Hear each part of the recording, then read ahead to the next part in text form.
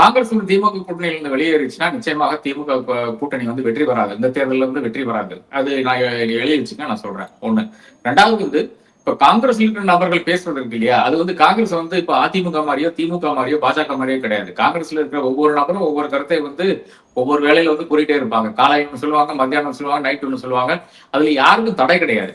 ஏன் அந்த தடை கிடையாதுன்னு பாத்தீங்கன்னா, அது எல்லா காலத்திலயும் அப்படித்தான் இருக்குது. ஒரு மன்மோகன் சிங் இருந்தாரு, ஒரு சோனியா காந்தி அம்மையார் இருந்தாங்க. அதுக்கு நடுவில் 4 பேர் வந்து சோனியா காந்தி அம்மையாருக்கு எதிராக பேசுவாங்க. 2 பேர் வந்து மன்மோகன் சிங் எதிராக பேசுவாங்க. இல்லைன்னா தாராளமாக 10 பேர் மன்மோகன் சிங் எதிராக பேசினா 2 பேர் சோனியா காந்தி அம்மையாருக்கு எதிராக பேசுவாங்க. இதெல்லாம் எல்லா காலத்திலையும் காங்கிரஸ்ல நிரந்தரமாக இருக்கின்ற விஷயமாக இருந்தது. இந்திரா காந்தி இருந்த காலத்தில் மட்டும்தான் ஒரு மானோலித்திக் ஸ்ட்ரக்சராக காங்கிரஸ் இருந்தது. அப்ப காங்கிரஸ்ல யார் என்ன சொல்லுவான்னு பாத்தீங்கன்னா அது யாரு அவங்களுக்கே தெரியாத ஒரு நிலைமை தான் இருக்குது. அது பிரச்சனை கிடையாது.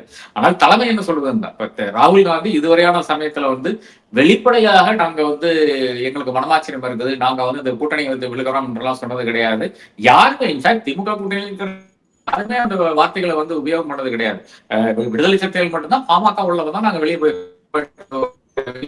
தவிர இடதுசாரிகளோ மதிமுகவோ இல்லை என்றால் காங்கிரஸ் வந்து அந்த மாதிரியான வார்த்தை பிரயோகங்களை நடத்தவே இல்லை. அப்ப என்னை பொறுத்தவரை அந்த கூட்டணி இன்னும் இன்டாக்டா தான் இருக்கிறது. பிரச்சனைகள் இருக்கிறது, காங்கிரஸ் திமுக இடையில பிரச்சனைகள் இருக்கிறது. அந்த பிரச்சனைகளாலும் சுமூகமாக தீர்க்கக்கூடிய ஒரு இடத்துல தான் நான் வந்து இன்னைக்கு திமுக இருக்கிறது காண்கிறேன். இதுக்காக தான் கனிமொழி கூட முன்னாடி வந்து டெல்லிக்கு சென்றிருக்கிறார்கள். அதனால என்னை பொறுத்தவரை இந்த பிரச்சனைகள் வந்து தீர்க்கப்படும் என்றதான் நான் காண்கிறேன்.